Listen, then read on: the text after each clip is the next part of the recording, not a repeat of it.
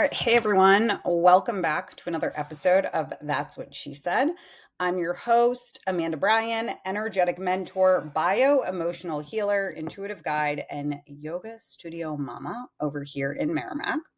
Before we dive in, a quick reminder that you can find all my classes and workshops, and I have some really fun workshops coming up in January and February, crystal healing workshops. So working with crystals on ourselves and our practice, and other offerings. So you can find that at amandabryanTherapy.com or sonuyoga.com. We really are building the most incredible little community in that studio and loving sharing it with everyone. Also, you can check out my YouTube channel for even more content.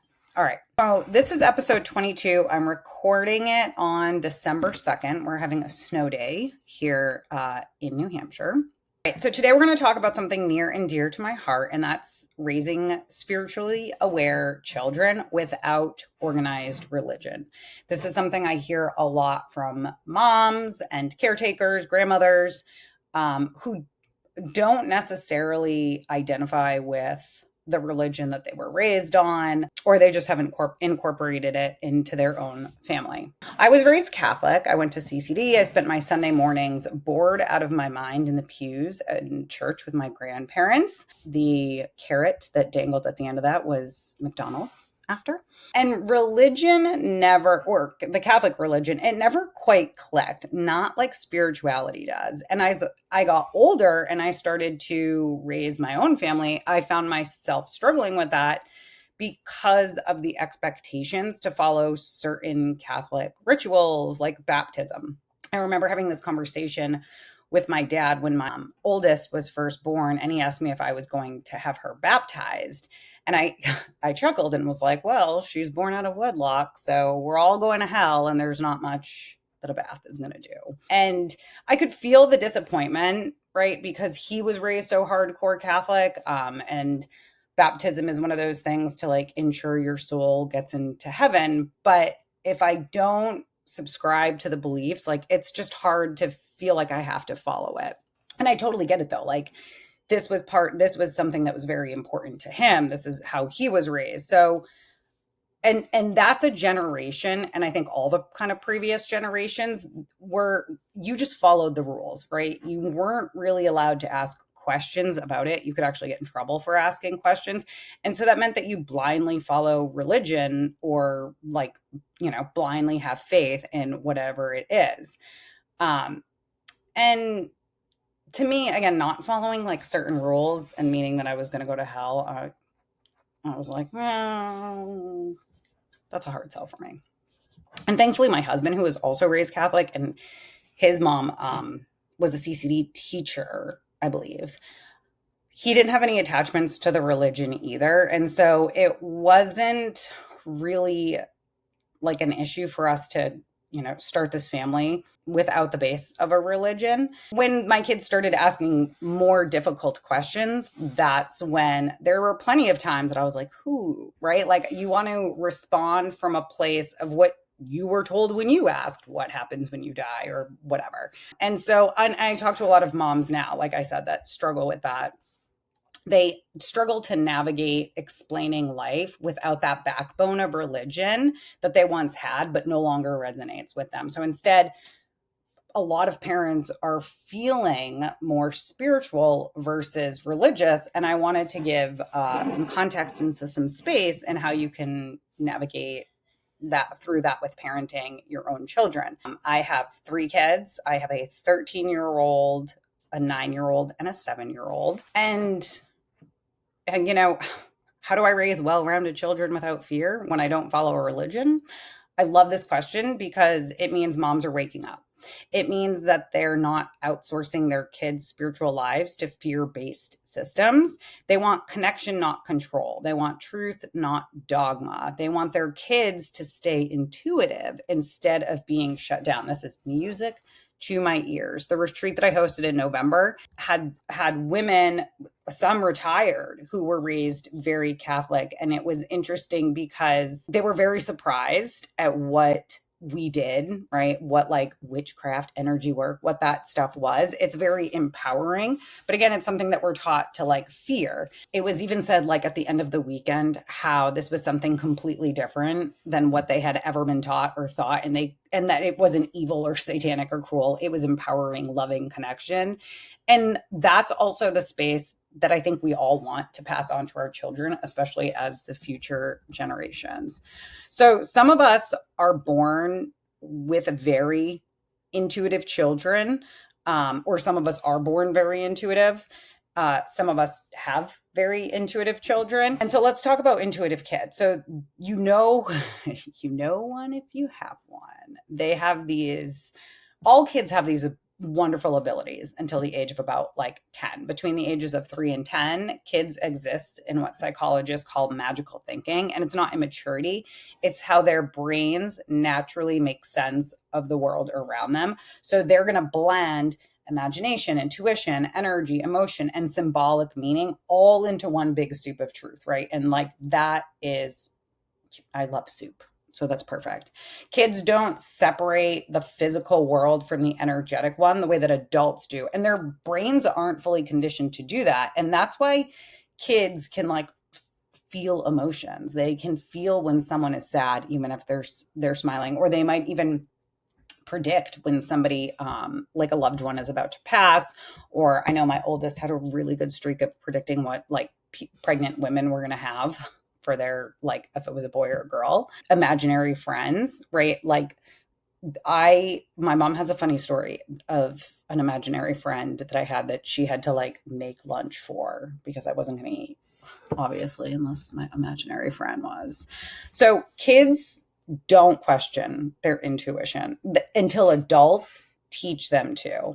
So if instead the magic and curiosity, like if it's the magic and curiosity isn't nurtured in them, they're going to shut down those gifts real quick. But when we nurture these abilities, not by telling them that their experiences are wrong, but maybe just asking them questions. Like, for example, when my oldest, I think she was like 6 or 7, and my father-in-law had passed away, and we were doing something in the driveway, and she was like, "Oh, I see Papa through the woods." And I was like, "Oh, how does he look?" Like, I'm so happy that you can see him. Like, I could have dismissed that accidentally in so many different ways. I could have said, "Oh, Papa's not here, Papa's in heaven," or, "Oh, that can't be," or, "Oh, whatever," right? Like I could have shut that down, but instead I want to gain like, tell me more. My son will sometimes see like sparkles, like when we're like early morning, just as like that dusk time. And I have had his eyes checked. His eyes are fine. But he's been seeing these sparkles for years, and they'll float around. He'll tell me what they're doing, what they're like. He's like, "Oh, Mom, they're falling down all over you. Don't you feel them?" And I'm like, "Oh, no, but I love sparkle kisses." It's like, just because I'm not seeing what he's seeing or sensing or whatever it is, right? I'm not going to tell him that it's wrong. I'm going to allow him to be curious with that. Intuitive kids also ask really big, soulful questions. They're the kids that feel everything. Some kids I think we're all born very intuitive, but if you're raised in an emotionally immature household, you become intuitive on how to read and feel emotions real quick because it becomes based like of your survival. Kids like they can dream very, very vividly, or they can talk about like past loved ones that are still around. Oh, I've heard some really good ones of like great grandchildren or grandchildren that like talk about seeing a grandfather figure, but that grandfather passed like years before that they were born, right? So they have these communications, or pets, right? Like when our pets like look up to the corner of something, we're like, "Yo, who's there?" What do you see? My middle just told me the other day, she was telling me a story, and she was saying how, oh, well, two cool things she told me. One is she told me she thinks she was my grandmother in a past life, which I 100% subscribe to. She said, because I sometimes dream that I'm sitting on a couch and I see you and Auntie, my sister, like coming towards me, but you're little. And then another thing she said, she was in the middle of telling me one of her dreams, And she said, do you know when you dream about somebody and you're in the dream with somebody and you're supposed to know them, but you don't really know them? Like you can't figure out who it is. And I was like, yes, I actually know exactly what you're talking about.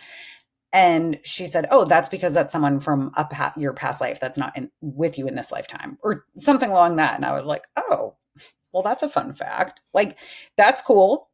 Yeah, like, so these things that come out of them are just so interesting. The problem in our culture is that we don't know what to do with intuitive children or energy work or whatever, right? Like some of these kids also don't have the vocabulary to say what they need. There's an amazing podcast called Telepathy Tapes. The first season is just amazing on these nonverbal children and adults who communicate in such a different way. So I don't want to spoil anything, but check it out. So intuitive kids, they might get dismissed. They might be told that what they're experiencing can't be, that magic isn't real, like fairies, things like that, right? But if we were able to give them that space, who, like, if they have adults who don't shut that door, but allow them to keep it open, grounded, and safe, then I think that that also gives them the ability to kind of figure out what it is that they believe in themselves. I explain it to my kids, like, and to everybody, that religion is like a mountain and we all get to the summit, but there's a Jewish trail, an atheist trail, right? Like there's all these different trails, but we're all going to get there. And so we don't need to like look at anybody else's trail and be like, oh, you're on the wrong trail, right? Because everyone's having their own different experience. And when you break down religion, I mean, they're all basically saying the same thing, right? Like be a good person.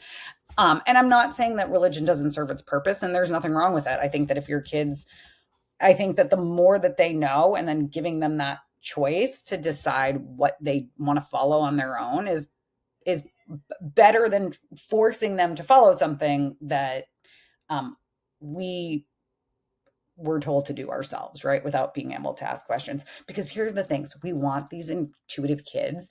These are our future. We want, and I do truly believe that the future is getting brighter and brighter, but we still need every little bit of light that we can get. So we don't follow religion in our household. So what do we teach? One of my kids asked me early on, what's our religion? And I said, love. Love is our religion, or nature is our religion. I still try to follow it up, or I do follow it up with some people believe in this, like some people believe in that, right? Like I let them know that there's such a different vast opinion out there and that none of them are wrong as long as nobody's getting hurt, right? As long as there's no extremism.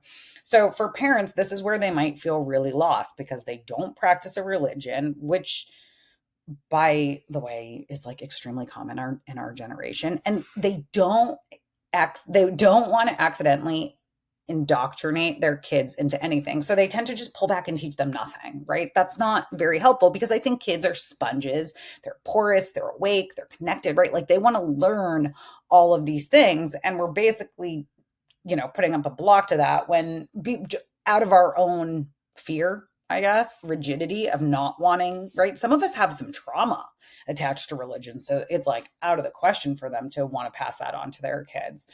So it can be like a tough balancing act in that you've got to heal that too, because, again, we want to give people the space to believe in whatever that they want. So I hear parents say things like, I don't want to confuse my kids, or I don't want to tell them the wrong thing. And here's the truth. You don't have to pick one belief system. You can teach them all, as many as you want, right? Go back to that mountain. Use that as an example. Tell them that there's this one big giant mountain of truth, meaning, connection. And around the base are all of these paths, right? This is like our human experience, right? There's this Jewish path, a Christian path, a Muslim path, a pagan path, atheist path, agnostic path, a Buddhist path, nature-based path, right? Like there's all these paths. And if you've ever gone hiking with me, I tend to go on so many different paths. Sometimes I like to do the mountain twice. So, right? None of them are wrong. They're just different ways of walking towards love and purpose and understanding. The Power of Now is such a great book, because with all of, like, just like when you're climbing on a mountain, it's all about the experience. And when I read that, I think I was like in my teens. I should probably reread it again. But it really helped me to be present and mindful. So when you teach your kids that every path has its own wisdom, they grow up without spiritual fear. They don't turn into adults who need certainty. They become adults who can hold nuance, and adults who don't shame others for believing differently. Remember, our kids are following everything that we do. We want to raise these adults who can think for themselves. I was just at a Friendsgiving and heard a story of two boys at school that, got into a decent scuffle because one said, oh, God created the earth. The other said, oh, actually, no, it was the Big Bang, right? Like something like that, right? And then these two kids are like so frantic to like be the one that's right. Um, and rather than like kind of allowing both to have their perspective. Like imagine if they were like, that conversation could have gone so much differently if they were given the proper tools. And I really do believe that we're heading in this direction of like we're age of the Aquarius, right? It's all about all inclusivity, where we acknowledge that all of the multiples make up the whole. I wish that people understood like specifically the history of certain religions, like something like Christianity that's been rewritten, retranslated. I mean, there's multiple versions of the same story, but I think that has volume in itself. It's all in how we interpret those stories, not taking them for facts. Are we living the most authentic life? Are we kind? Are we helpful and not hurtful? It's the same message throughout all the religions, and that's what we honor. Not the words, but the intuitive messages that come through the story. We all deserve to be here. We all deserve to be happy. We all deserve to be safe. We all deserve to have peace, and we all need to take care of each other. So years ago, I said one of my kids asked me what our religion was, and I replied with love. Love is our religion, nature is our religion. And I think this is one of the biggest blessings that I've given to my kids, honestly, unintentionally. It's like allowing nature and love to be our religion because they are such great examples. Nature teaches everything: cycles, death, rebirth, patience, letting go, resilience, interconnection. And I use it all the time with my children. When our family cat died, I didn't want to hand them down someone else's belief system. I wanted them to understand what happened, right? Not be afraid of death. But also, we don't need to cling to this life and be so terrified. I want them to feel the cycles of life instead of fearing them. So I told them, like, look out when you look to the garden at winter, right? Everything's dead or it's dormant, it's quiet, everything goes away. And in the spring, things bloom, we plant new seeds and we water them, right? We give them all the same love and sunshine and attention. And then some thrive, some don't, right? Like we can explain all of it through that same human lens. It's like in the spring, there's this new birth, this new form, this new growth, the new expression of itself. And then I explain what other people believe. Like some people think that, some call that moment heaven. Some call it reincarnation. Like some people believe in heaven. Some people believe in reincarnation, right? When I got that asked that question, what happens when we die? Some believe nothing happens at all. Some believe that the soul takes on a different kind of journey. I don't want to tell them what's right. I tell them what different people believe, that different people believe different things, and that they get to decide for themselves what resonates. Because at the end of the day, what they believe, right, is, again, as long as we're following those same rules, doesn't matter to me. That freedom allows our kids to feel safe and empowered, not pressured, not judged, not boxed in, and not like they feel like they have to defend what it is that they believe in, right? That can cause a lot of conflict when people get defensive about what it is that they believe in. So many of us know what it feels like to be parented from a space of fear, and we don't want to pass that on to that trauma onto our kids. Yes, the world is scary, but it's also beautiful. And here's the thing: kids are naturally curious, and intuitive kids especially want to know, and they want to know everything. They want to know what happens when we die. Where did I come from before I was born? Why do some people believe in heaven and some people don't? I've always thanked my children for choosing me to be their mother. I truly believe that we choose our parents. So I'll like snuggle them really close, give them a kiss, and just say, thank you for choosing me. And they've cultivated this really beautiful story about how they sent my oldest down to first to make sure that it was safe, actually. And my son was telling me the story again today and said, when she didn't come back, we knew it was like good to come on down. I was like, huh, perfect. Hilarious how kids make these connections. And our parents teach our souls so much. And sometimes those lessons come from like a loving space, and other times not so much. But I always want to try and answer honestly. And I want to ask them what they think. I want, like, kids always have an answer. And if they don't have one, they'll make one up really, really fast. And that, again, that's giving them the space to be creative, and then to find out new truths, and then pivot, right? Expand. That's what wisdom is, right? We don't want to cling so tightly to our beliefs. We want to hear new information. We want to experience life ourselves. And then we want to be able to soften and shift, because, right, suffering happens when we're like clinging our claws into something versus, flowing through life, flowing through it. And when you give them permission to make these connections and to change them as they want, they're going to trust themselves. They're going to learn to trust themselves, and then they're going to keep trusting themselves. They don't outsource their intuition to a priest or a book or a fear-based story. They get to learn it from within. And that's what we're teaching them. Learn how does that truth feel to you? And then giving that truth space to shift and change. So here are the biggest tools that I use in my house. And this is really great for our kids and for us. And this is, how do we ground ourselves? Number one, normalize intuition. Tell them that it's normal to feel energy. Teach them how to feel energy. Teach yourself how to feel energy. Come to one of my classes and learn how to feel energy. It's teaching them that it's normal to know things without knowing how. It's normal to sense loved ones after they've passed. It's normal to dream vividly. There's nothing wrong with them. And we also, again, want this to be a very empowering experience. We want to teach them too, if you feel or sense into something that you don't like, right? You can command that energy to go away. You can call in, like I tell my kids, you can call in God. You can call in Puma, the pet cat.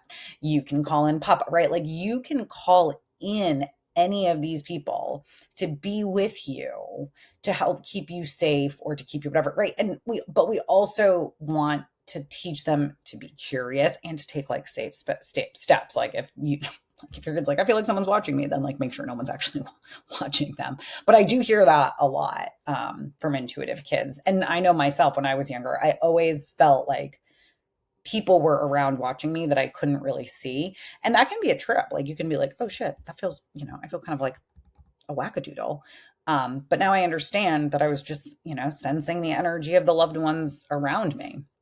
Kids need language. So it's really important to give them that language. And so like give them vocabulary for things that what they feel. Energy, spirit, body sensations, emotions, goosebumps, synchronicities, signs, nature cycles. These are all things that we want tools and language that we want to give our kids so that they can communicate back to us, so that we can best support them on this journey, right? We're shaping adults. So bananas. And we also want to teach them grounding techniques, like that bare feet on the grass, hand on your heart, slow breathing.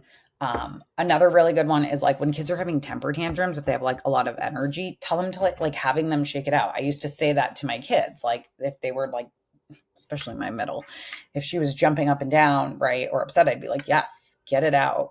Draw that energy down from the top to the bottom. Ground your energy. If we see like dogs, they're really good at regulating their nervous system by like shaking it off. We don't do that. Something happens and we like try to hold it all together versus like moving the body, right? Bringing some movement to it, which is what we're supposed to do.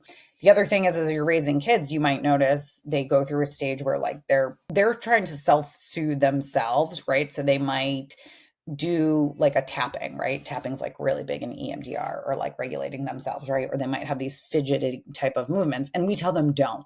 Don't do that. That's not normal, right? But their bodies are telling them, like, oh, I kind of need to be doing this right now. Like, give them that space, teach them that could be stored energy that just needs to move out, especially if we have anxious children. If you have children born under an air sign, it might be really important to give them that space or to teach them how to be in their bodies and to move that energy. We want to validate our kids and not dismiss them. So if they say something like, I felt something in my room, we don't want to overreact. Again, make sure there's nothing in the room. But be curious, tell me more, not like ask them from a space of curiosity, not fear. I tell my kids that our house is very protective. I teach them that they tell that, right? They can take that energy to take a hike if they don't like it, that they're in charge if they feel afraid. If they don't and just send something, I invite them to be curious about it. My oldest just told me the other day that she felt like, certain spots. She had a dream where there were people standing in spaces in her room where she will feel like somebody's watching her. And the first question was, how did that make you feel? Were you afraid? And she said, no, I was interested or something. And so we go from there, right? Let kids now, like, let us follow them. I remind my kids that they've got spiritual teams, right? That are loved ones and our angels and all that, lovely energy that is not in a 3D body, or in a physical body on the 3D plane, is something that they can't help us unless we ask for it, right? So we have to get into the habit of praying, of asking, of connecting, of meditating, right? Whatever word you like to use, it doesn't really matter. And honestly, in 100 years, the word will probably be something different anyways, right? If 2025 has taught us anything, it's that words have no meaning because 6, 7. Give them freedom to change their beliefs. This is huge. Kids need permission to evolve spiritually. You are not raising a religion, you are raising a human. Tell them that it's okay to try on different hats of religion, different beliefs, and see what suits them best. What helps them to bring out the best version of themselves? And that's the one that works for them at that time. So we want to break the cycle of fear. So many parents carry their own religious trauma, that guilt, shame, fear, being punished for asking questions, feeling disconnected from their bodies, feeling scared of God, punishment, or sin. I know I had to like really heal my relationship with God, and yoga helped me to actually do that, because at one point I would hear someone talk about God and I would shut them down real quick, right? That was my own healing that I had to do. And I'm glad that I did it, because without meaning to, we pass on this fear to our children, and not on purpose, but it's because we weren't shown any other way to do it. So intuitive parenting is the opposite of fear. It's curiosity, it's openness, it's trust. It's letting your children have a relationship with the world that is theirs and not yours. So now I want to offer like a little mini guided practice for you or for your kids, to help support you on this journey. So let's end with a quick grounding moment. Again, this is something that you can share with your kids, or you yourself can teach them. I used to when the girls shared a bedroom, I would walk them through meditations at night. Something usually that like involved a big, beautiful, bright moon and, connecting with loved ones. And then after, we would talk about it. So we would ground that energy. It's a great tool to teach them. All right. So if you're not driving, shut down your eyes. If you are driving, play this later. All right, so you're going to find a comfortable seat, and I invite you to have your feet flat on the ground. So sitting in a chair, sitting on the earth. If it feels more comfortable to lay flat, lay flat. So making that shape with your body that allows you to be present in this moment. And then placing one hand over your heart and one on your belly. Take a slow, deep breath in through your nose. And open up the mouth as you sigh it out. Let it go. Take another slow, deep breath in through your nose, filling up your lungs, bringing that breath all the way up through the collarbone, pausing at the top, opening up the mouth and letting it go. All right, making any last adjustments to make yourself 5 or 10% more comfortable.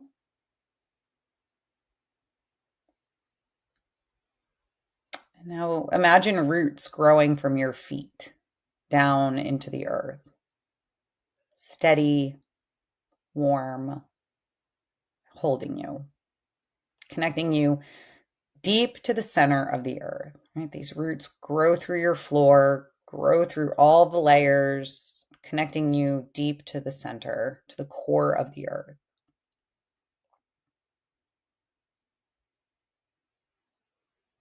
And then imagine a light above your head.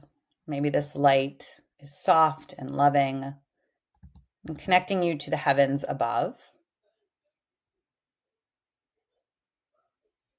Breathe in this light through the crown of your head.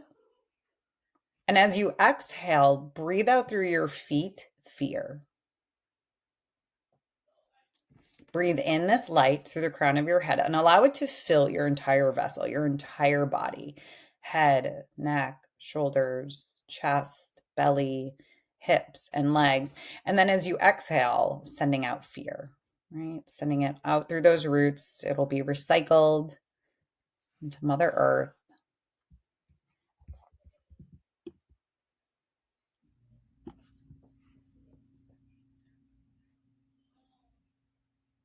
And silently repeating to yourself, I am safe.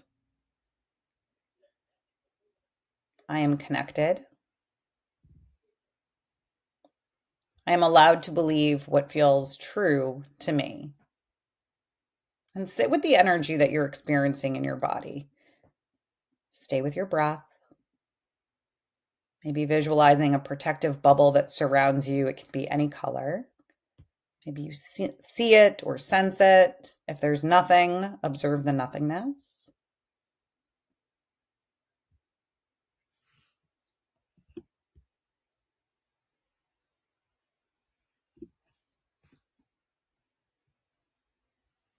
Turning your attention to your breath again, softening any tension in the body, the face, the jaw with your next exhale. And on your next inhale, pushing your belly out, filling up your lungs, bringing that breath all the way up through the collarbone, pausing at the top, opening up the mouth, and let it go with a sigh.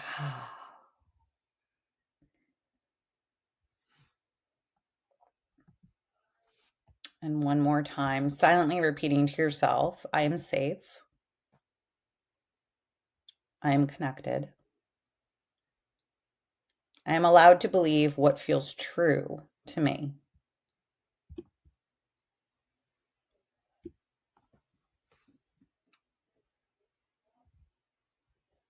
Starting to bring awareness back into your body, wiggling the fingers and the toes, fluttering the eyes open, maybe taking a deep breath, a big stretch, and see how different you feel.